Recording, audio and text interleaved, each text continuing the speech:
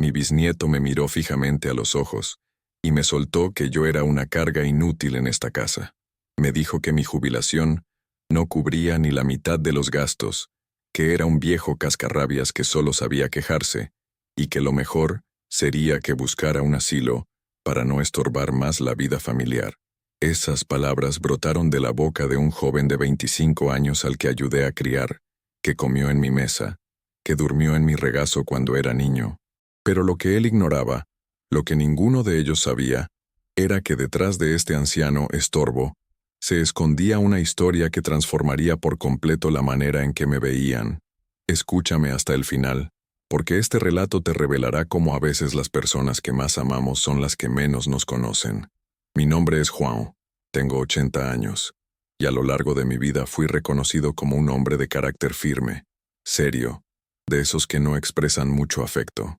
Hoy resido en una casa con mi nieto, su esposa, una mujer que siempre se esmeró en menospreciarme frente a todos, y mi bisnieto, este muchacho que creció creyendo que yo era simplemente un viejo malhumorado, que vivía a expensas de la familia. Ellos se benefician de mi pensión, pero lo tratan como si fuera una obligación mía, como si yo les debiera algo. Y quizás contribuí a esa imagen con el paso de los años, porque después de tantas pérdidas, después de tanto sufrimiento, me cerré como una ostra. Dejé de mostrar cariño, dejé de contar historias, dejé de ser el hombre que alguna vez fui. Pero ese día, cuando mi bisnieto pronunció esas palabras tan hirientes, algo dentro de mí se encendió. No era ira, no era rencor, era una necesidad imperiosa de mostrarles quién era yo realmente antes de convertirme en ese fantasma silencioso que rondaba los pasillos de la casa. Porque detrás de esa fachada de viejo gruñón, existía un hombre que edificó esta familia con sus propias manos, literalmente.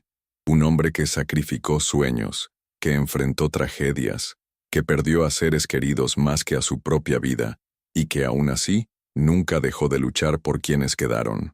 La suegra de mi nieto, esa mujer que siempre se empeñó en humillarme sutilmente frente a todos, que susurraba comentarios sobre lo que era una carga, que ponía los ojos en blanco cada vez que yo hablaba. Ella no tenía idea de que estaba metiéndose con alguien que ya había superado tormentas mucho peores que su lengua afilada. Y mi bisnieto, ese joven que creció en la comodidad, que nunca supo lo que era pasar necesidad porque mi pensión siempre garantizó lo básico para todos, estaba a punto de descubrir que el peso muerto, que tanto despreciaba, tenía una historia que haría a cualquiera reconsiderar el significado de la palabra gratitud. Esa noche, después de que todos se fueron a dormir, me senté en el porche con una taza de café y empecé a planear algo que cambiaría para siempre la dinámica de esa casa. No sería venganza. La venganza es cosa de gente pequeña, y aprendí a lo largo de 8 décadas que la verdad siempre tiene más poder que cualquier represalia. Sería una lección de vida, una revelación que les mostraría que a veces juzgamos a las personas por las cicatrices que llevan, sin nunca preguntar cómo obtuvieron esas marcas. Porque necesitas entender una cosa. Cuando la vida te golpea tanto que dejas de sonreír, cuando pierdes a tantas personas queridas que mostrar afecto se vuelve demasiado doloroso, la gente a tu alrededor empieza a creer que siempre fuiste así. Olvidan que un día fuiste joven, que un día tuviste sueños, que un día amaste con tanta intensidad que casi moriste cuando perdiste a quien amabas. Y eso fue exactamente lo que me pasó a mí. Pero llegó el momento de que descubrieran quién era Juan antes de convertirse en el bisabuelo gruñón que vivía en la habitación del fondo. Nací en 1944, en una época donde las cosas eran muy distintas. Mi padre, Antonio, era carpintero, y desde los 7 años yo ya estaba a su lado en el taller, sosteniendo clavos, lijando, aprendiendo que el trabajo dignifica al ser humano. El aroma a madera todavía hoy me evoca quién fui, quién soy verdaderamente por dentro. En aquellos tiempos los niños no se quedaban en casa viendo televisión. Jugábamos en la calle, trepábamos árboles, pescábamos en el río que pasaba cerca de nuestra casa. Yo era el mayor de 5 hermanos, y mi madre, doña Rosa, siempre decía: Juan, tú eres el ejemplo, los demás seguirán tus pasos. Y yo me lo tomaba muy en serio, ¿sabes? Desde pequeño sentía el peso de la responsabilidad sobre mis hombros. Mi padre era un hombre de pocas palabras, pero sus manos hablaban por él. Tomaba un trozo de madera en bruto y lo transformaba en algo útil, hermoso. Una mesa, una silla, una cuna para algún vecino que esperaba un hijo. Yo me quedaba hipnotizado viéndolo trabajar. La precisión, la paciencia, el cariño con el que trataba cada pieza. La madera tiene alma, João, me decía. Necesitas hablar con ella, entender lo que quiere ser. A los 15 años, ya dominaba todas las herramientas. Sabía hacer ensambles perfectos. Sabía cuándo la madera estaba lo suficientemente seca. Sabía elegir la pintura adecuada para cada tipo de mueble. Pero más allá de eso, había aprendido algo que mi padre nunca necesitó decir con palabras: que un hombre de verdad cuida a su familia, que un hombre de verdad trabaja duro, no se queja, y siempre pone a los demás antes que a sí mismo. Cuando cumplí 18 años, mi padre me regaló sus herramientas más antiguas. Eran herramientas que habían pertenecido a mi abuelo y al bisabuelo de él. Ahora eres un carpintero de verdad, dijo, con esa sonrisa rara que solo aparecía en los momentos más importantes. Sostuve esas herramientas y sentí como si estuviera sosteniendo la historia de mi familia, el peso de generaciones de hombres trabajadores y honestos. Fue en esa época cuando conocí a María. Ella tenía 17 años, cabellos negros como la noche, y una sonrisa que iluminaba cualquier ambiente. Pasaba todos los días frente al taller de mi padre, camino a la casa donde trabajaba como costurera. Yo me hacía el que estaba concentrado en el trabajo, pero en realidad la estaba esperando, hasta que un día me armé de valor y le ofrecí hacerle un banquito para que llevara sus costuras.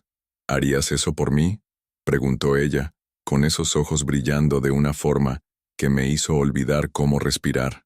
Haría cualquier cosa por ti, respondí, y en ese momento supe que era verdad. Haría cualquier cosa por ella, y más tarde haría cualquier cosa por la familia que construiríamos juntos. Nos casamos en 1965. Yo tenía 21 años, ella 20. La ceremonia fue sencilla, en la iglesia del barrio, pero para mí fue el día más importante de mi vida. Cuando la vi entrar a la iglesia, con un vestido blanco que ella misma había cosido, supe que mi vida había encontrado su propósito. Ya no era solo João, el carpintero. Era el esposo de María, y pronto sería padre de nuestros hijos. Nuestra luna de miel fue una semana en una posada rural. No teníamos dinero para grandes lujos, pero no los necesitábamos. Nos quedábamos conversando hasta tarde, haciendo planes para el futuro. Ella quería una casa con jardín donde pudiera plantar rosas. Yo quería un taller grande, donde pudiera enseñar a mis hijos el oficio que mi padre me había enseñado. Soñábamos con una familia numerosa, con mucho amor y mucho trabajo honesto. Cuando regresamos de la luna de miel, trabajé como nunca antes. Me levantaba a las 5 de la mañana, me quedaba en el taller hasta el anochecer.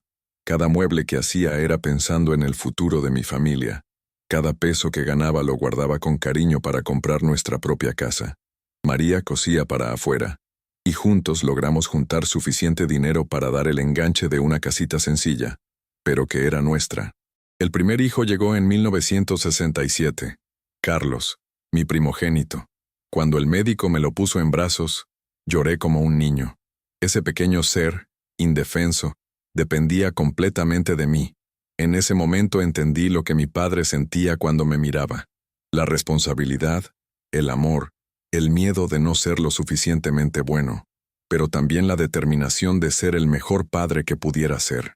Era joven, lleno de energía, lleno de sueños. Creía que con trabajo duro y amor sincero, podría dar todo lo que mi familia necesitara. Creía que la vida era justa, que las personas buenas eran recompensadas, que la familia era para siempre. Era un hombre feliz, realizado, lleno de esperanza en el futuro. Pero la vida tenía otros planes para mí, y yo aún no sabía que las pérdidas que estaban por venir transformarían a aquel joven lleno de sueños en el hombre amargado que mi familia conoce hoy. Conocí a mi María en una fiesta popular de 1965.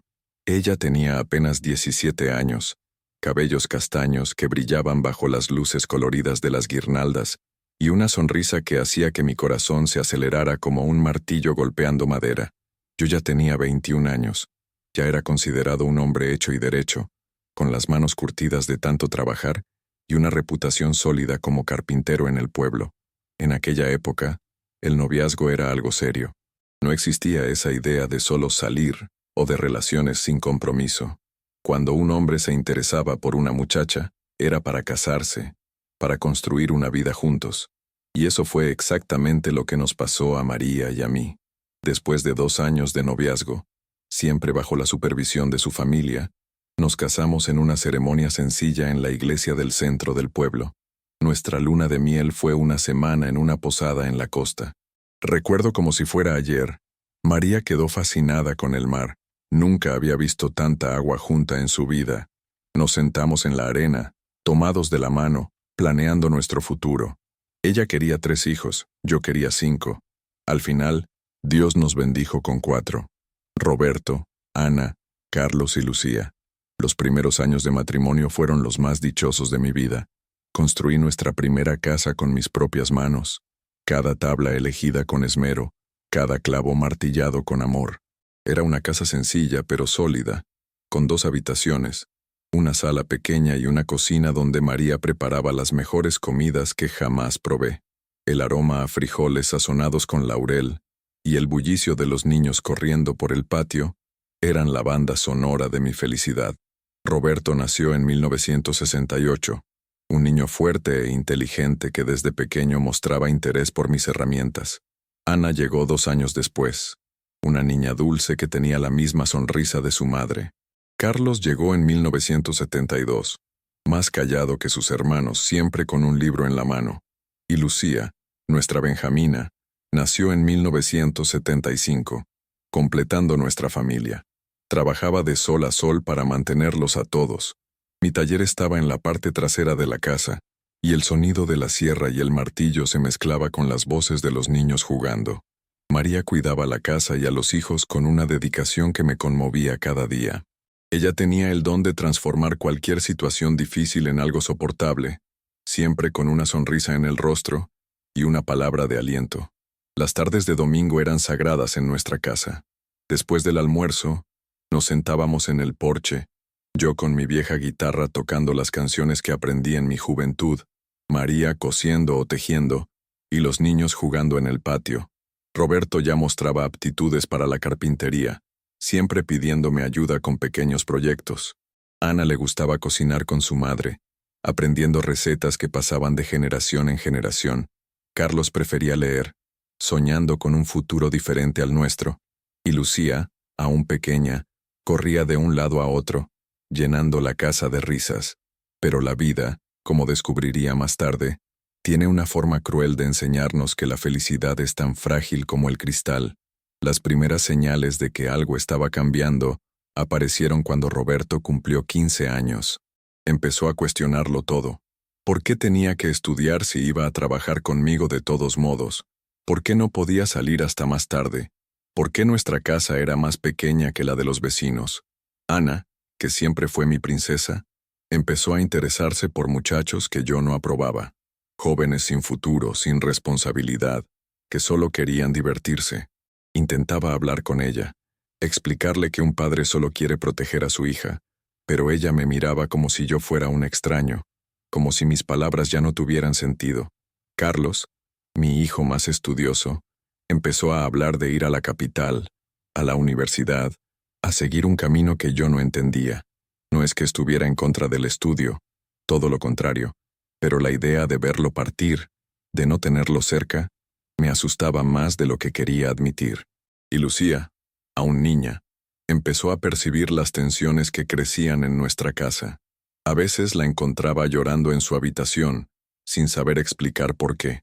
Sentía que algo estaba cambiando, aunque no entendiera qué. María intentaba ser la mediadora, siempre tratando de mantener la paz entre los niños y yo, pero yo veía el cansancio en sus ojos, la preocupación que intentaba ocultar. Nuestras conversaciones en la cama, antes de dormir, empezaron a ser sobre problemas, sobre cómo lidiar con los hijos que crecían y se alejaban de nosotros. Fue en esa época cuando empecé a darme cuenta de que ser padre no era solo proveer el sustento y dar amor. Era también saber cuándo retener y cuándo soltar, cuándo hablar y cuándo callar. Y yo, que siempre supe trabajar con madera, que lograba transformar una tabla en bruto en una pieza perfecta, no sabía cómo manejar los corazones de mis hijos que estaban cambiando. Las noches empezaron a hacerse más largas, el silencio más pesado. Me quedaba en el taller hasta más tarde, no porque tuviera trabajo, sino porque allí, entre mis herramientas, todavía me sentía útil, todavía sabía quién era. Pero cuando entraba a casa y veía a mi familia cada vez más distante, un dolor extraño empezaba a crecer en mi pecho. Era como si estuviera construyendo una casa, y de repente, me diera cuenta de que los cimientos se estaban agrietando. Pero aún no sabía que lo peor estaba por venir, que las pérdidas que me esperaban transformarían no solo a mi familia, sino la esencia misma de quien yo era. Las grietas en los cimientos de mi familia ya no eran líneas finas, se ensanchaban, amenazando con derrumbar todo lo que había construido. Veía a mis hijos alejarse, cada uno siguiendo un camino que yo no comprendía, y la impotencia me carcomía por dentro. El dolor de ver crecer la desunión era una carga pesada, pero yo no sabía que la vida aún me reservaba un sufrimiento mucho mayor. Roberto, mi primogénito, aquel que yo soñaba ver a mi lado en el taller, se sumergió de lleno en un mundo que yo no reconocía. Empezó a aparecer en casa con dinero que no venía del trabajo honesto, con ropa cara y una mirada distante. Las discusiones con él se volvieron frecuentes, y las palabras que intercambiábamos eran como cuchillos afilados. Lo veía perderse, pero él no me escuchaba. «Padre, usted es anticuado», decía, con una sonrisa cínica. «El mundo es de los astutos ahora». Sentía un nudo en la garganta, porque veía en él el reflejo de un futuro que yo no quería para mis hijos. Ana, mi dulce Ana, se transformó en una joven rebelde. La ropa, el maquillaje, las compañías, todo parecía un desafío directo a mi autoridad. Ella quería libertad, quería vivir la vida sin reglas. Yo, que siempre fui rígido con horarios y comportamientos, me veía discutiendo con ella casi todos los días. María intentaba apaciguar, pero Ana ya no escuchaba a nadie. Se enamoró de un muchacho que no valía la pena, y yo, como padre, veía el peligro, pero no lograba que ella lo entendiera. El dolor de ver a tu hija lastimarse por elecciones equivocadas es un tipo de dolor que ningún padre debería sentir. Carlos, el intelectual de la familia, el que siempre estaba con un libro en la mano, fue el primero en volar del nido. Ingresó a la universidad en la capital, a cientos de kilómetros de casa. Sentí una mezcla de orgullo y tristeza. Orgullo porque buscaba un futuro mejor, tristeza por saber que se estaba alejando. Me prometió que volvería, que nos visitaría siempre, pero la distancia, yo lo sabía, era un abismo que pocos lograban cruzar sin dejar algo atrás. Y él se llevó consigo un pedazo de nuestra alegría, un pedazo de nuestra unión. Lucía, la Benjamina, la más sensible, fue la que más sintió el cambio. Veía las peleas, sentía la tensión en el aire. De una niña alegre y parlanchina, se volvió más callada, más introspectiva. La veía sentada en un rincón de la sala, dibujando, y sabía que estaba absorbiendo toda la tristeza que nos envolvía. Quería abrazarla, decirle que todo estaría bien, pero las palabras me faltaban. Yo, el proveedor, el pilar de la familia, me sentía impotente. María, mi María, era la única que aún me entendía. Veía el dolor en mis ojos, la frustración en mis gestos. Por la noche, cuando los niños dormían, hablábamos en voz baja en la cama. Ella me decía que tuviera paciencia, que era una etapa, que volverían, pero yo veía el cansancio en sus ojos, las arrugas de preocupación que se profundizaban cada día. Intentaba mantener la casa unida, pero las grietas ya eran demasiado grandes para ser ignoradas. Mi taller, que antes era mi refugio, mi lugar de paz, comenzó a convertirse en un lugar de soledad. Pasaba horas allí, trabajando en piezas que nadie había encargado, solo para mantener mis manos ocupadas y mi mente alejada de los problemas de la casa. El olor a madera, que antes me traía alegría, ahora me traía una melancolía profunda. Sentía que estaba perdiendo el control, que la familia que construí con tanto sudor se estaba desmoronando ante mis ojos. Me preguntaba dónde me había equivocado. ¿Fui demasiado estricto? ¿No demostré suficiente amor? Pero siempre trabajé. Siempre aseguré el pan en la mesa. Siempre intenté dar lo mejor para ellos. No entendía por qué mis hijos se estaban alejando, por qué la unión que tanto valoraba se estaba deshaciendo. La vida continuaba, pero la ligereza de los primeros años había desaparecido. La risa era más rara, las conversaciones más superficiales.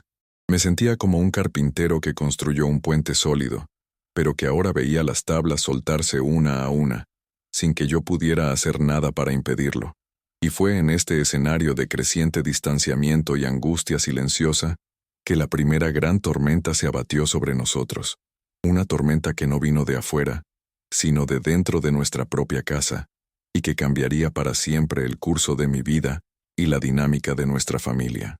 Yo aún no lo sabía, pero lo peor estaba por venir, y el dolor que sentiría sería tan profundo que me transformaría en el hombre que soy hoy, un hombre marcado por las pérdidas, pero que nunca dejó de luchar.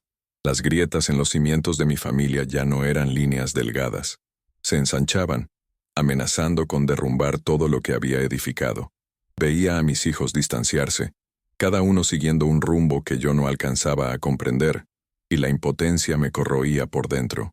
El pesar de ver crecer la desunión era una carga pesada, pero yo ignoraba que la vida aún me deparaba un sufrimiento mucho mayor. Roberto, mi primogénito, aquel que yo soñaba ver a mi lado en el taller, se sumergió de cabeza en un mundo que me resultaba ajeno. Comenzó a aparecer en casa con dinero que no provenía de un trabajo honesto, con ropa costosa y una mirada ausente. Las discusiones con él se volvieron constantes, y las palabras que intercambiábamos eran como cuchillos afilados. Lo veía extraviarse, pero él no me escuchaba. «Padre, usted es anticuado», me decía con una sonrisa cínica. «El mundo es de los vivos ahora». Mi corazón se oprimía, porque sabía que la astucia que él buscaba era un atajo peligroso y que la factura llegaría. Y llegó. Un día la policía tocó a nuestra puerta. Roberto estaba implicado en un robo. No era algo grave, pero sí lo suficiente para manchar el nombre de la familia y para que pasara algunas semanas en prisión. María lloró sin consuelo durante días, y yo sentí una vergüenza que nunca imaginé experimentar. Fui a buscarlo a la comisaría, y él me miró con una mezcla de ira y desafío. No había arrepentimiento en sus ojos, solo la certeza de que yo era el culpable de su mala suerte. Ese día, un pedazo de mi corazón de padre se hizo añicos. Ana, mi Ana, la que tenía la sonrisa de su madre, me causó otro dolor. Quedó embarazada del muchacho que yo tanto desaprobaba. Él, por supuesto, desapareció. María intentó apoyarla, pero Ana estaba inconsolable, perdida. Yo, que siempre fui el proveedor, el que lo resolvía todo, me vi sin saber qué hacer. La vergüenza en el vecindario, los cuchicheos, todo eso pesaba. Pero lo que más pesaba era ver a mi hija, tan joven, con un futuro incierto, y yo sin poder protegerla del dolor que ella misma había atraído. Se cerró para mí, culpándome por no aceptar al padre del niño, por no entender su amor. Carlos, el que se fue a la capital, rara vez nos visitaba. Las cartas se volvieron esporádicas, las llamadas, más cortas. Estaba construyendo su vida lejos de nosotros, y yo lo entendía, pero dolía. Dolía saber que el hijo que crié, que soñé ver cerca, se estaba convirtiendo en un extraño. Se graduó, consiguió un buen empleo, pero la distancia emocional era mayor que la geográfica. Lucía, la Benjamina, era la que más me preocupaba. Se convirtió en una sombra en la casa, siempre callada, con los ojos grandes y tristes. Veía el sufrimiento de su madre, la ira de su padre, la ausencia de sus hermanos. Absorbía todo, y yo sentía que su infancia estaba siendo robada por la tristeza que se instalaba en nuestro hogar. Intentaba abrazarla, pero ella se encogía, como si temiera que mi dolor la contagiara. María, mi María, era la única que aún me mantenía en pie. Ella era el pegamento que sostenía los pedazos de nuestra familia.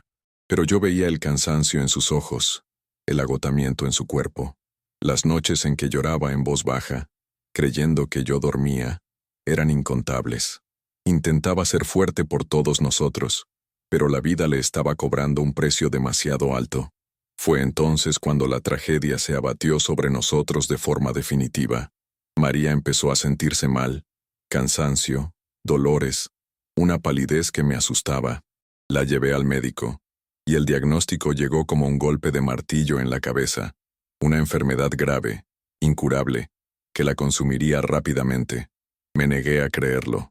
Mi María, la mujer fuerte, la roca de mi vida, no podía estar enferma. Trabajé más. Vendí lo que tenía. Busqué a los mejores médicos, pero nada servía. Ella se consumía ante mis ojos, y yo, el carpintero que construía y arreglaba todo, me vi impotente. Los hijos, cada uno con sus propios problemas, no lograban afrontarlo. Roberto estaba ausente. Ana estaba perdida en su propio dolor. Carlos llamaba desde lejos, sin saber qué decir. Lucía, la pequeña Lucía, era la única que permanecía al lado de su madre, sosteniendo su mano, cantando las canciones que María le cantaba cuando era bebé. María se fue en 1995. La casa quedó vacía, el silencio ensordecedor. Perdí a la mujer de mi vida, a mi compañera, a mi alma gemela, y con ella, perdí también el último puente que me unía a la alegría, a la esperanza. El dolor era tan inmenso que sentí mi corazón endurecerse, como la madera más resistente. Me convertí en el hombre que soy hoy, un hombre que no muestra emociones, que se cerró al mundo, porque el dolor de amar y perder era insoportable. Aquel día, enterré no solo a María, sino también una parte de mí, el Juan alegre, soñador, que creía en la familia y en el amor, murió con ella. Y lo que quedó fue un hombre amargado, un proveedor silencioso, que cargaba el peso de todas las pérdidas, y que, a partir de ese momento, decidió que nunca más permitiría que alguien se acercara lo suficiente como para herirlo de nuevo. Después de que María se fue, la casa que antes rebosaba vida y risas, se transformó en un lugar de silencio y resentimiento. Mis hijos, cada uno con sus penas y sus rumbos, se distanciaron aún más. Roberto, tras aquel incidente con la policía, nunca volvió a ser el mismo. Ana, con su hija pequeña que criar sola, se hundió en sus propias dificultades. Carlos, en la capital, construyó su vida y rara vez miraba hacia atrás. Y Lucía, la menor, la más sensible, se casó joven y se fue a vivir lejos, buscando la paz que no encontró en casa. Yo me quedé. Me quedé en la casa que edifiqué con mis propias manos, en el taller que un día fue mi orgullo, y me convertí en el proveedor silencioso. Mi jubilación, fruto de décadas de trabajo arduo y honesto, era lo que sostenía el hogar. Mi nieto, el hijo de Ana, Pedro, creció bajo mi techo. Era un buen muchacho, pero la vida lo llevó por un camino de facilidad, de poco esfuerzo. Se casó joven con una muchacha llamada Beatriz, y ella trajo a mi casa una energía que yo no reconocía. Beatriz era una mujer moderna, como se dice. Le gustaba llamar la atención, presumir, mostrar lo que tenía. Hablaba fuerte, reía fuerte, y tenía una forma de mirarme que me hacía sentir como un estorbo, un mueble viejo que ocupaba espacio. Vivía diciendo que yo era una carga, que mi jubilación apenas alcanzaba para los gastos de la casa, que yo solo sabía quejarme. Pedro, mi bisnieto, a quien ayudé a criar, a quien enseñé a caminar, a hablar, a respetar a los mayores, empezó a repetir sus palabras. Me veía como un viejo gruñón, un peso. Mi rutina era la misma: levantarme temprano, tomar mi café en silencio, ir al taller donde pasaba las horas arreglando cosas que nadie pedía, solo para mantener mis manos ocupadas y mi mente lejos de los pensamientos que me atormentaban. Veía la vida pasar por la ventana, veía a la familia que construí desmoronarse y me sentía impotente. El Juan que un día fue fuerte, proveedor, el pilar, ahora era solo un fantasma en su propia casa. Llegó el día de mi cumpleaños número 80. No esperaba grandes fiestas ni regalos caros, solo un reconocimiento, un feliz cumpleaños, abuelo, sincero, un abrazo. Pero la atmósfera en la casa era diferente. Beatriz estaba agitada. El bisnieto Pedro parecía más animado de lo normal. Habían planeado algo, pero yo no sabía qué. Por la noche la mesa estaba puesta. No había muchos invitados, solo la familia más cercana, mi nieto, su esposa, Pedro y Beatriz. Me senté en la cabecera de la mesa, como siempre, y esperé. La conversación giraba en torno a los planes de Pedro y Beatriz, los viajes que querían hacer, los lujos que anhelaban. Yo era solo una figura silenciosa, un observador. Entonces, llegó la hora de los regalos. Mi nieto y su esposa me dieron una camisa nueva, que agradecí con un movimiento de cabeza. Pero el momento que me marcó fue cuando Pedro y Beatriz se levantaron. Beatriz, con una amplia sonrisa y un brillo en los ojos, le extendió una elegante caja a su madre. «Para ti, mamá, con todo nuestro cariño», dijo, y su madre abrió la caja, revelando un teléfono inteligente de última generación. Los ojos de la suegra de Pedro brillaron, y ella abrazó a su hija y a su yerno con efusión. «Ustedes son los mejores», exclamó, y la sala se llenó de risas y elogios. Mi corazón se encogió. No esperaba un teléfono, claro que no. Pero la forma en que lo hicieron, la ostentación, la alegría genuina para la suegra de ella, mientras yo, el cumpleañero, el proveedor de la casa, era ignorado. Entonces, Pedro se volvió hacia mí, con una sonrisa que no le llegaba a los ojos. Me extendió un pequeño paquete. «Para usted, bisabuelo Juan», dijo. Tomé el paquete, sintiendo el ligero peso en mis manos. Lo abrí lentamente, y allí estaba, un portarretratos de madera, hermoso, bien acabado, pero vacío, completamente vacío. No había foto, no había dedicatoria, no había nada, solo el vacío. En ese momento, el aire pareció enrarecerse. Miré el portarretratos, luego a Pedro, luego a Beatriz, que me observaba con una sonrisa de burla. El mensaje era claro, y dolía más que cualquier bofetada. Era como si dijeran: «No eres nadie, no tienes lugar, eres un vacío». Sentí un nudo en la garganta, pero no dejé caer una lágrima. Yo, Juan, el carpintero que construyó una vida con sus propias manos, que sostuvo a una familia entera, que enterró a la mujer de su vida y vio a sus hijos perderse, estaba siendo reducido a un portarretratos vacío. Era la humillación final, el golpe más bajo.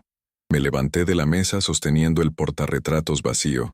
El silencio en la sala era ensordecedor. Miré a cada uno de ellos, y vi en sus ojos la indiferencia, la certeza de que yo era solo un viejo inútil. Pero lo que ellos no sabían era que aquel portarretratos vacío, que me dieron para humillarme, sería el catalizador, sería el punto de inflexión, porque en ese momento decidí que el vacío que me dieron sería llenado, no con una foto, sino con una verdad que sacudiría los cimientos de esa casa y la vida de cada uno de ellos. Aquel portarretratos vacío no era solo un trozo de madera y cristal, era un espejo que reflejaba el vacío que sentían por mí, la insignificancia que yo representaba en sus vidas. Pero, para mí, se convirtió en otra cosa, la semilla de una rebelión silenciosa, de una dignidad que había dejado adormecer bajo el peso de las pérdidas y la amargura. Me retiré de la mesa, el portarretratos aún en mis manos. No dije una palabra, no necesité hacerlo. El silencio que siguió fue más elocuente que cualquier grito. Fui a mi habitación, la misma habitación que un día fue de María, y me senté en el borde de la cama. La luz de la luna entraba por la ventana, iluminando el objeto inútil. Lo giré en mis manos, sintiendo la aspereza de la madera, la frialdad del cristal, y de repente un recuerdo me asaltó. Recordé a mi padre, Antonio, enseñándome a elegir la madera adecuada para cada pieza.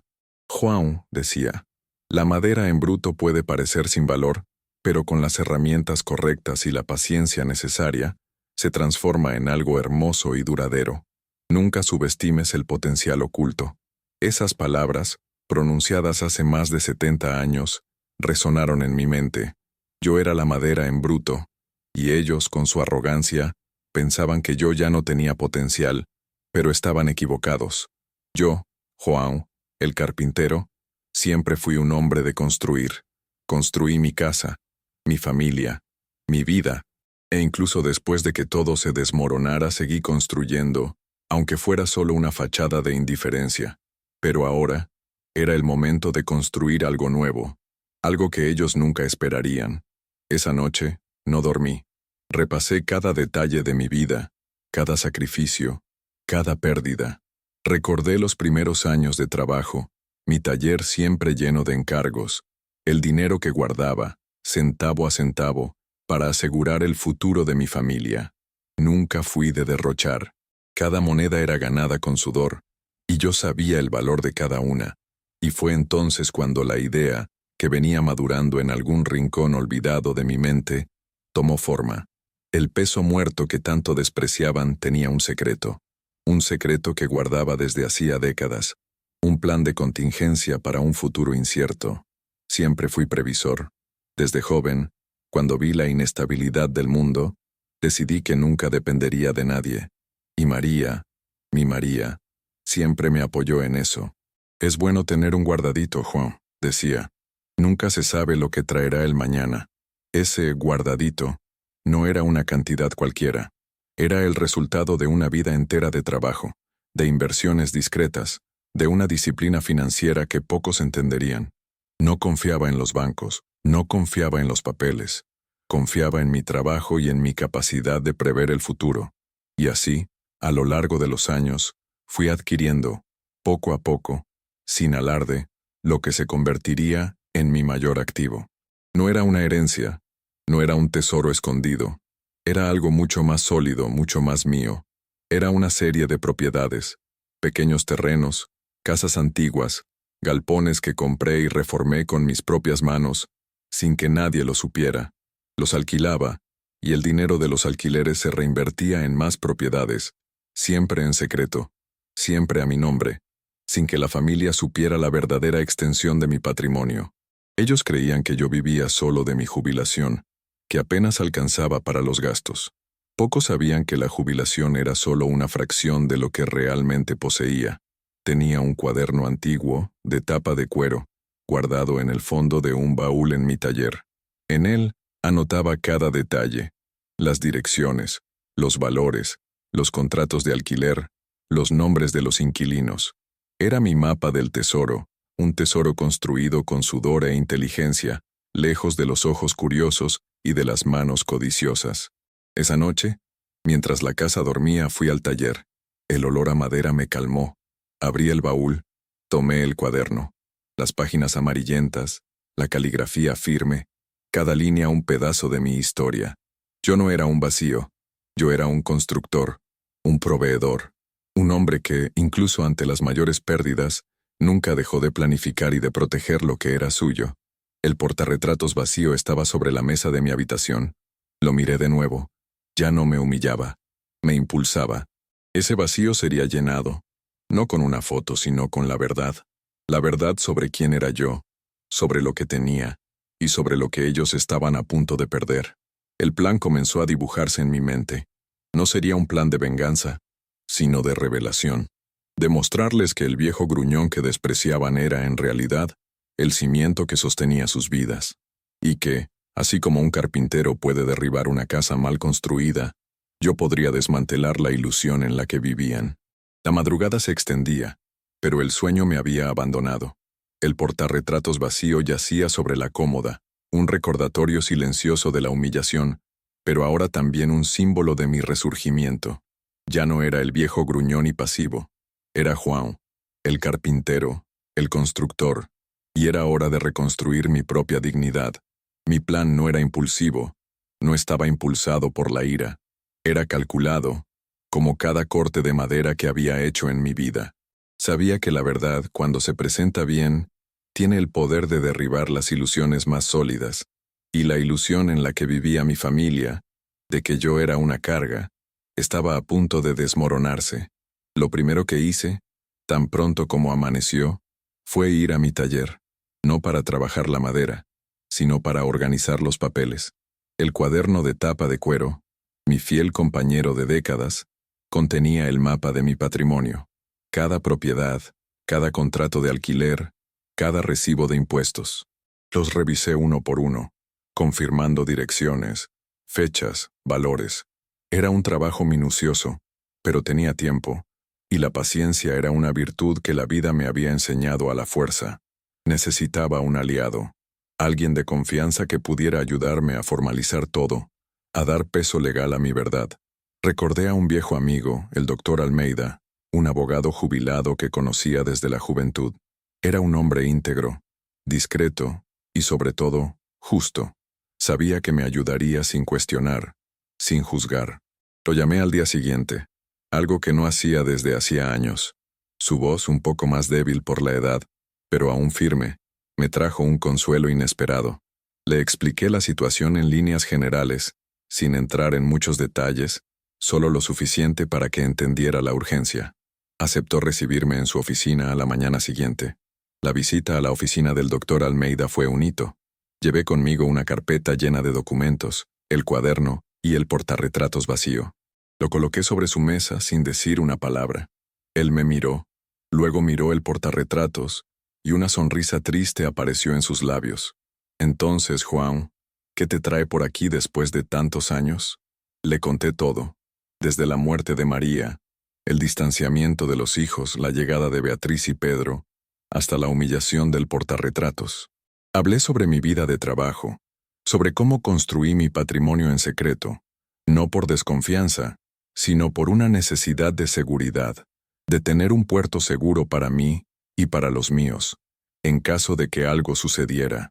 Él escuchó atentamente, sin interrupciones, con los ojos fijos en mí. Cuando terminé, tomó el portarretratos. Ellos te dieron un vacío, João, dijo, pero lo que no saben es que tú tienes un universo de posibilidades para llenar ese vacío, y yo te ayudaré a mostrarles eso. En los días siguientes, el doctor Almeida y yo trabajamos incansablemente.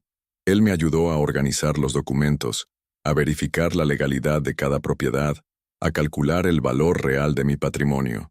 Yo, que siempre fui práctico, me vi inmerso en términos jurídicos, en burocracias que antes me parecían distantes. Pero cada papel firmado, cada certificado emitido, era un ladrillo más en la construcción de mi verdad. Mientras tanto, en casa, mi postura comenzó a cambiar sutilmente.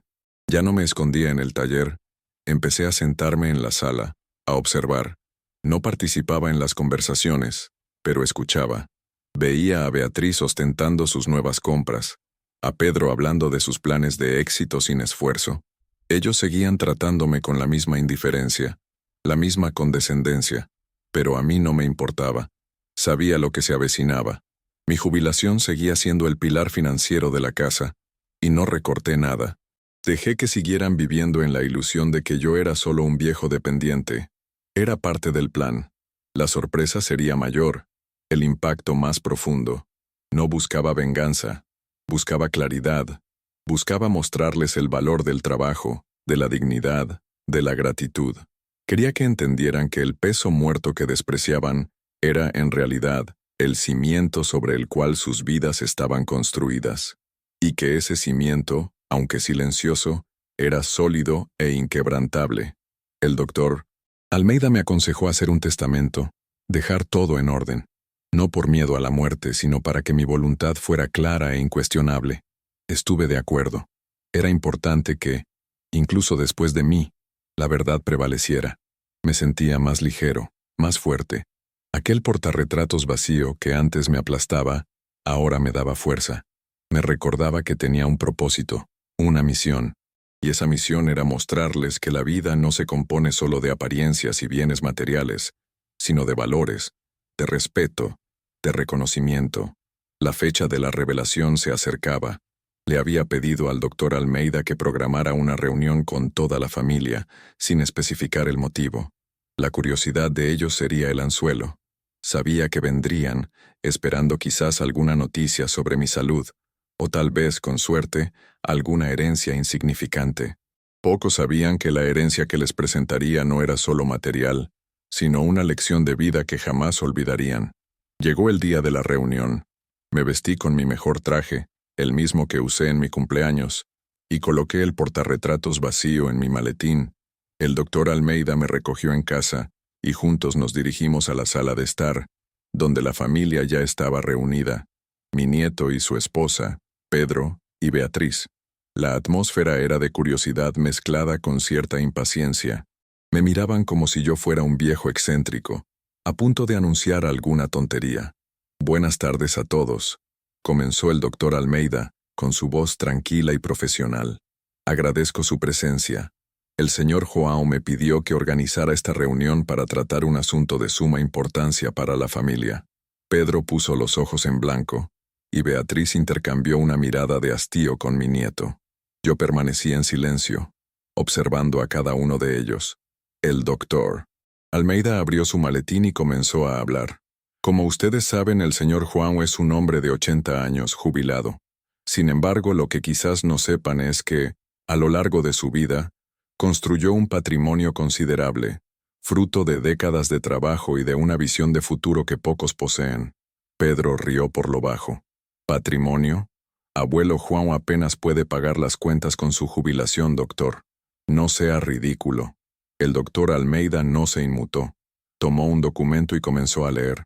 Señor Pedro, la jubilación del señor João, aunque modesta, siempre fue suficiente para cubrir los gastos básicos de esta casa, donde todos ustedes residen.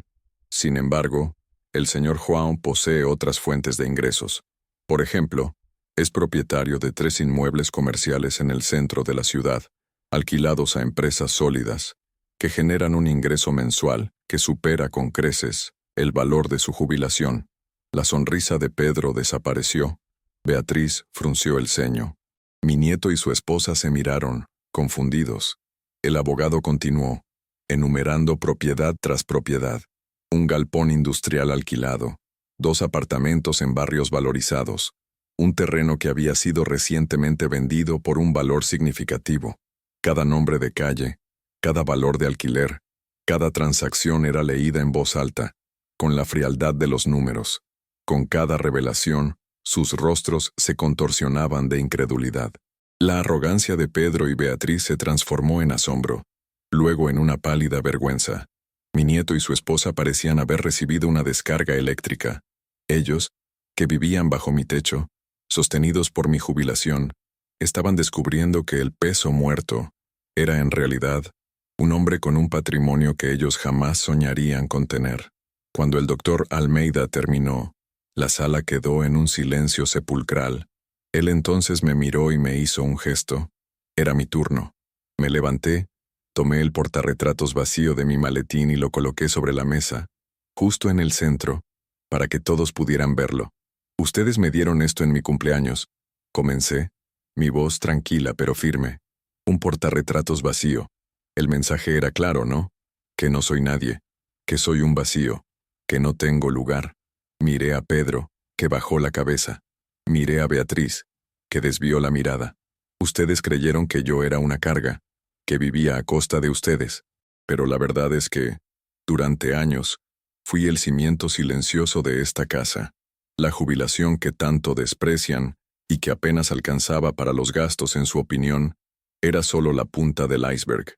Lo que el doctor Almeida acaba de leerles es el resultado de una vida entera de trabajo, de sacrificio, de una disciplina que ustedes nunca conocieron.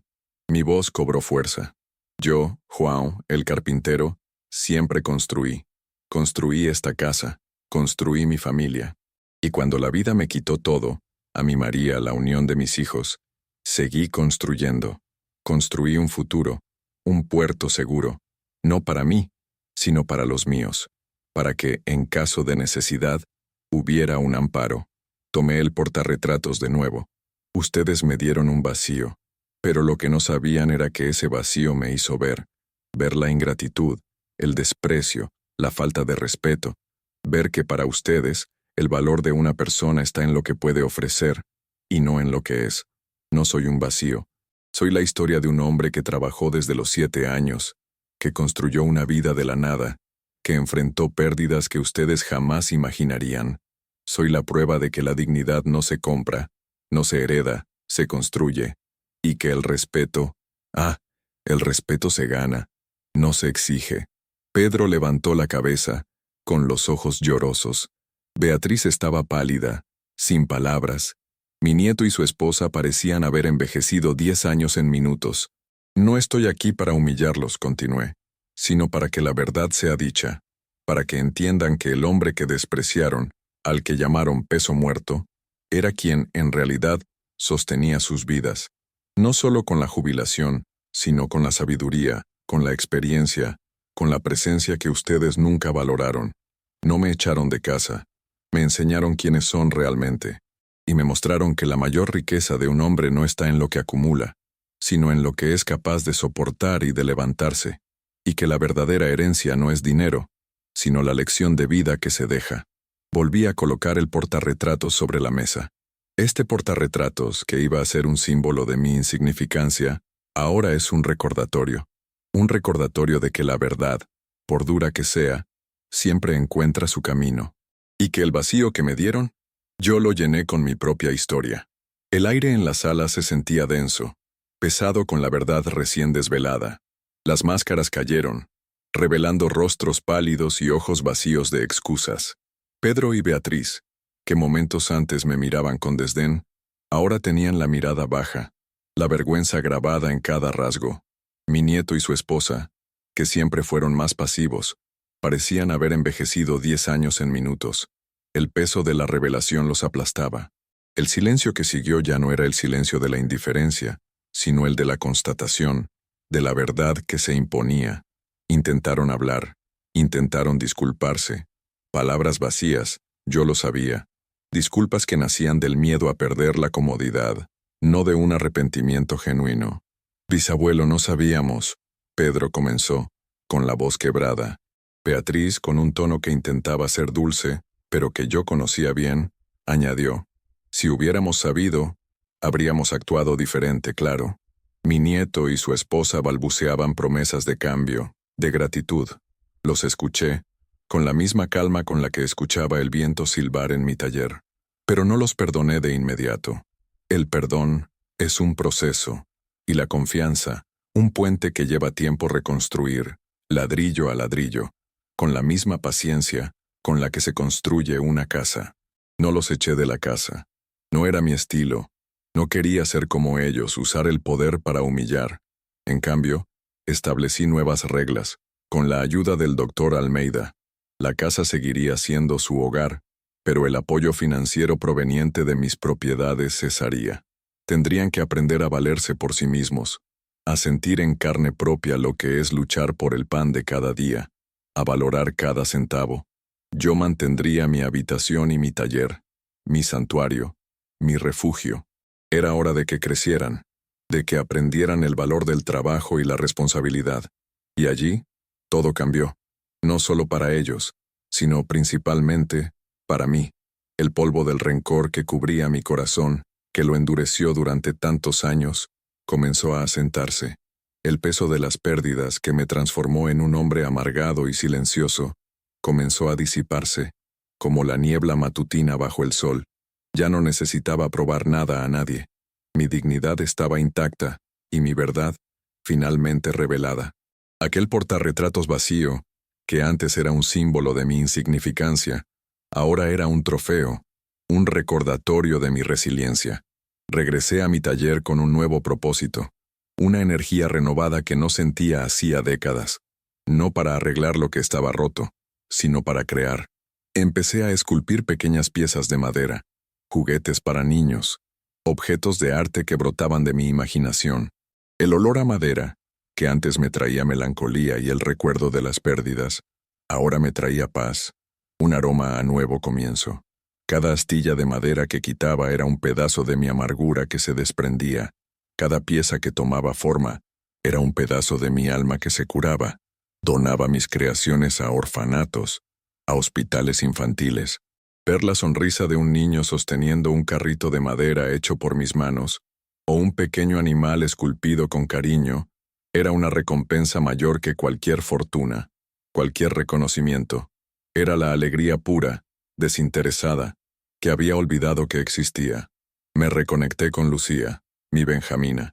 Ella, que siempre fue la más sensible, la que más sintió el dolor de la familia, fue la primera en buscarme, no por interés, sino por amor. Vino a visitarme, se sentó en mi taller y lloró. Lloró por todo lo que perdimos, por todo lo que vivimos, por todos los años de silencio y distanciamiento. Y yo la abracé, por primera vez en años, sin el peso de la amargura, sin la armadura que había construido. Ella me contó sobre su vida, sus hijos, y vi en ella la pureza y la bondad que un día existió en todos mis hijos. Ella no quería nada de mí, solo mi amor, mi presencia. Y allí, en ese abrazo apretado, sentí que una parte de mi corazón, que creía muerta, volvía a latir con fuerza. La casa, aunque aún compartida, tenía una nueva energía. Ellos, mis familiares, ahora me miraban con respeto, con una mezcla de admiración y vergüenza. No era el respeto que yo exigía, sino el respeto que conquisté con la verdad y la dignidad.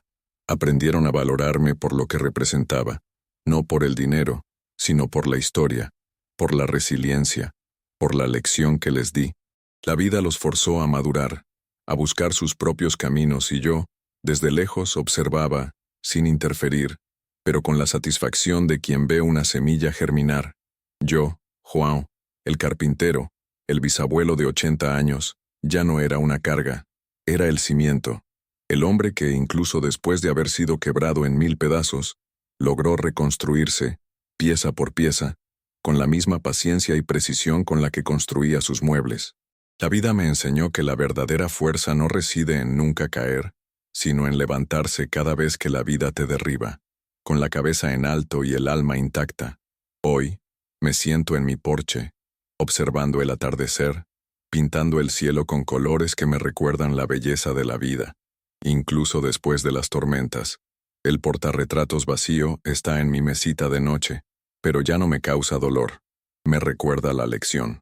La lección de que la dignidad es un tesoro que nadie puede robar, a menos que tú la entregues. La lección de que el amor verdadero no es ciego, ve los defectos, pero elige permanecer.